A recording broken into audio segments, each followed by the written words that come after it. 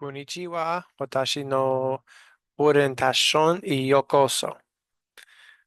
Hello and welcome to my presentation on the language acquisition progress report one.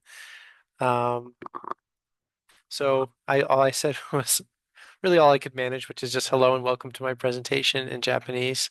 Um, and this will be my third language. Um, I am a native English speaker and about, I guess, 8 years ago, started to learn Spanish, preparing for a year-long trip in South America. And then through my time there, um, went to language school for a few months, and then came back and have been practicing at my job ever since in South Providence. So let's get right into my third language acquisition progress report one, learning Japanese. All right, so just to get things started, myself, I chose to use the program Duolingo using the app on my phone, and I do have some previous experience, though it was quite a while ago. In 2017, I first downloaded Duolingo to learn Spanish, um, and I did not completely finish the course, but I remember I was up in the 70%, 80%, if I recall correctly, for course completion. And so I do have some awareness of like the style, some of the benefits, the drawbacks of this, but I had never tried any other language besides Spanish on Duolingo. And I hadn't really tried it in several years at least. So I had to re-download it and jump into a new language here. Um, Let's see. So I chose Duolingo for Japanese because on July 21st, I'm going to be taking a 2-week trip to Japan with my wife, and we'll be traveling around to Tokyo, Kyoto, and Kamikochi, which is where the Japan Alps are. So doing some hiking there as well. And so I really felt like this project plus my trip um, was a great opportunity to merge two together. I was going to have to learn some Japanese anyway for this, and this is a way to uh, kind of put both together. So, really, my goals for language acquisition are, first of all, long term would be to develop some sort of understanding of the language, but realistically, I really am not sure if I have the capacity right now to start learning a whole new language with new characters.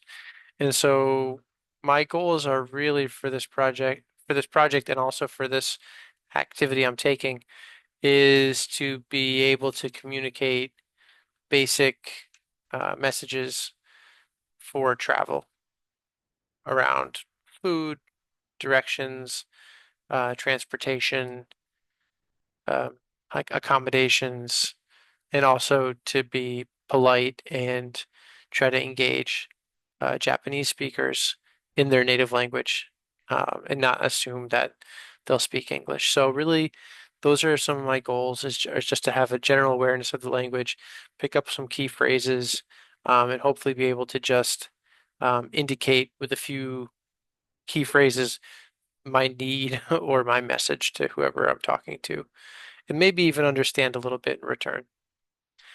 So my current progress, I'm on the second unit, or yeah, I'm on the second unit for the first section. Each one of these circles has 4 mini lessons in it that take about, I don't know, somewhere between 3 and 5 minutes, depending on how fast you are. And so I've done, let's see, 4, 8, 12, 16, 20. I've done about 20 mini lessons so far in Japanese, and I'm on to the second section here.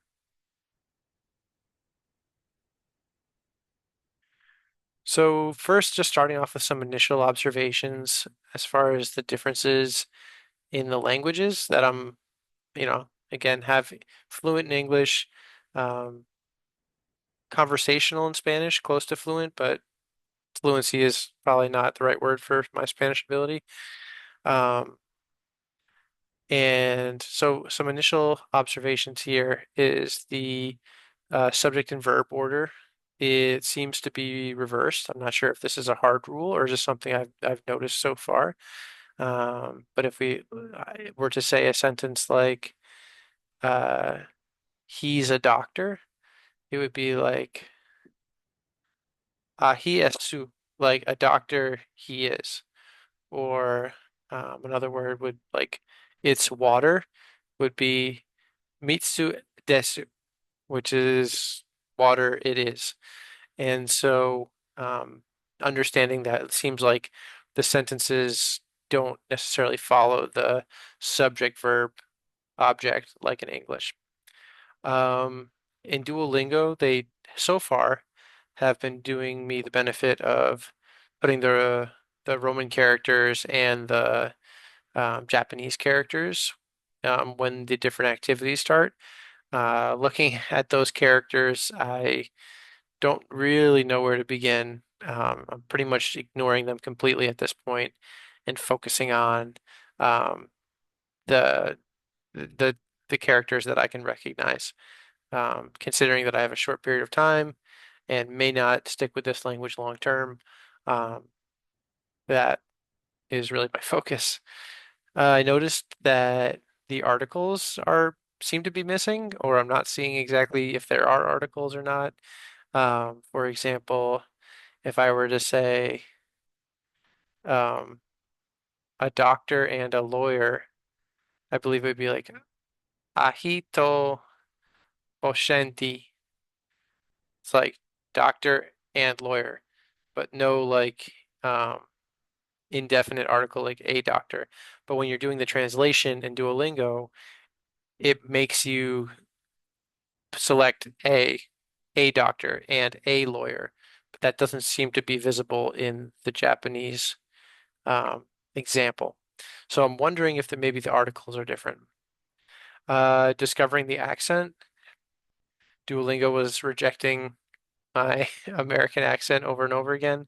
So I started really trying to sound like what I was hearing. Um, that's a process that takes decades to really figure out. So I'm trying my best to listen to how certain letters are pronounced. I I feel like I had this natural tendency to put a Spanish translation onto some of these words when I'm in doubt, probably just because my brain's thinking it's not English. How would you say it? And it's going into this like default mode of maybe a Spanish translation, but it seems like some vowels are really cut off, and so that's something I'm gonna have to be aware of. So even though I think this is going to be part of the final um, second language acquisition presentation, just some things that I'm like noticing already and having the experience I do have with Duolingo. Some of the benefits or, the good parts about it is that there's no cost. Um, and the free version is understandably a lot more annoying to use than it used to be, because there's advertisements and all sorts of gimmicks embedded in Duolingo that weren't there when I first started it 7 years ago. But the basic version is still free. So if you can tolerate the ads, I think that's a benefit because it allows access. Um, so this is a program that mostly utilizes direct translation from home language to target language. And I'll get into why that might not be the best, but I will say that this does allow for more positive transfer from home language. I think because adult learners who are literate in their home language um, have the ability to recognize patterns, how things work in their home language, and then understand how the patterns work in a new language, and then start to like apply the pattern to novel situations. I know that started to happen for me in Spanish at some point where I began to notice like the the way someone explained it to me of like, oh, it works like this in English and it works like this in Spanish. Um, like I I have listened to a lot of music. Yo he escuchado mucha música or something like that, right? Like that translation, I didn't understand like what the he escuchado. I didn't understand what the he was. I didn't really get like what it was in English. And when someone explained that to me, um, it just helped me understand it better. So I think there's more opportunities for positive transfer. Um, Also, internalizing language rules and patterns. I think that people who are literate in their home language and then are learning a new language, they'll just pick up more on different rules that maybe like a young learner would not necessarily recognize. And the other benefit is that Duolingo is gamified, so very much feels like you're keeping score, acquiring tokens. You can buy little widgets and things with the tokens. It's not really a part of Duolingo that I put any value in, but I could see it being valuable for younger learners. Okay, so downsides of Duolingo um, is the direct translation approach. And so you're really relying on that constant translation into home language or home language into Japanese or target language to learn. Um, I think this can be comfortable. At the same time, I think it sort of like guides your thinking to work that way too, so that when you want to speak, you first go through this translation process, which I think is natural at first.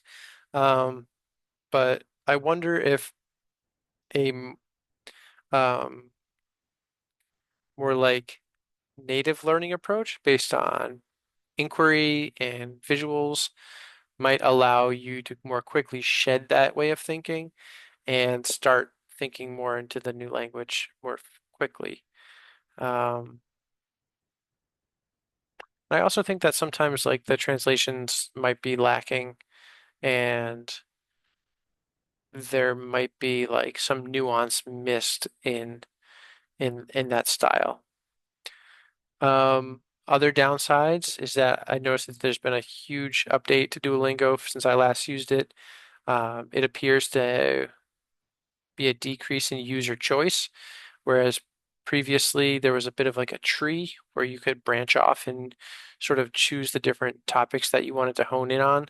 Um, it now is a linear progression where you will not be able to advance to the next piece until you've mastered the first piece.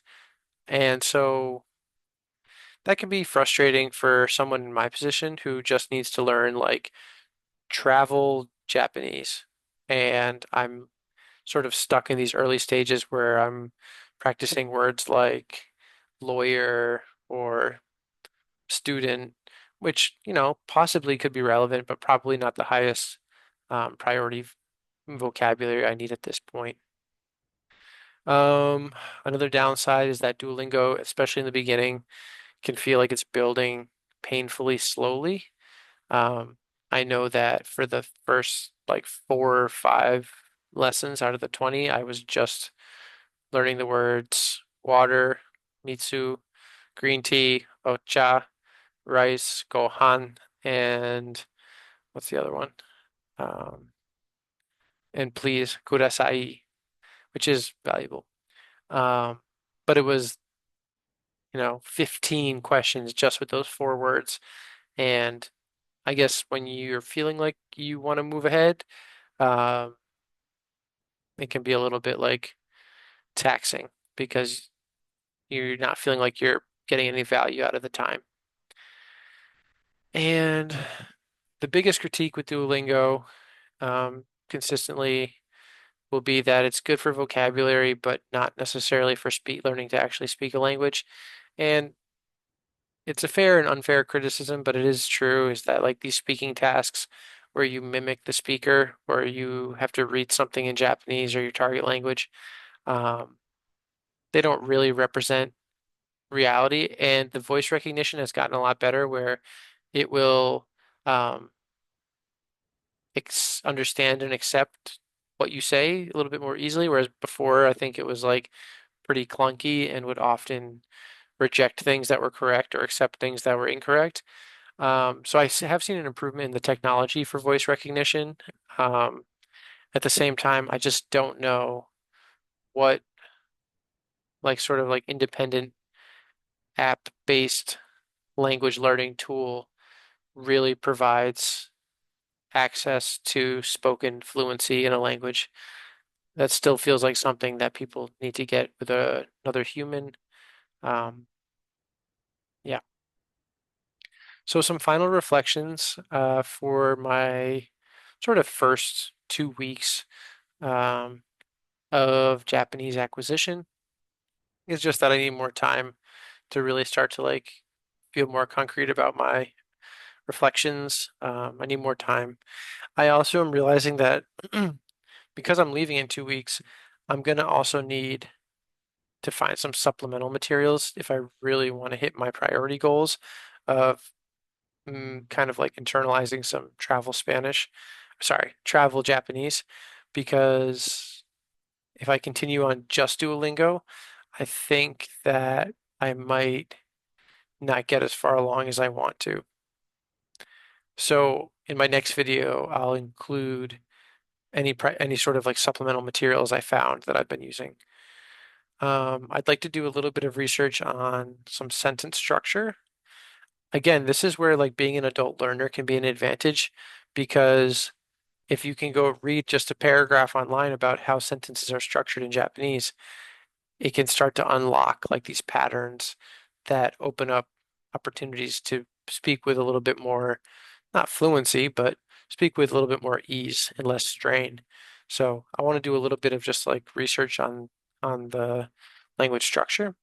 And my last bullet point said, no hope for character acquisition. Um, at this point, I do not see a path for me to start to learn the characters. Um, if this was something I was investing myself in more long term, of course, I could see it.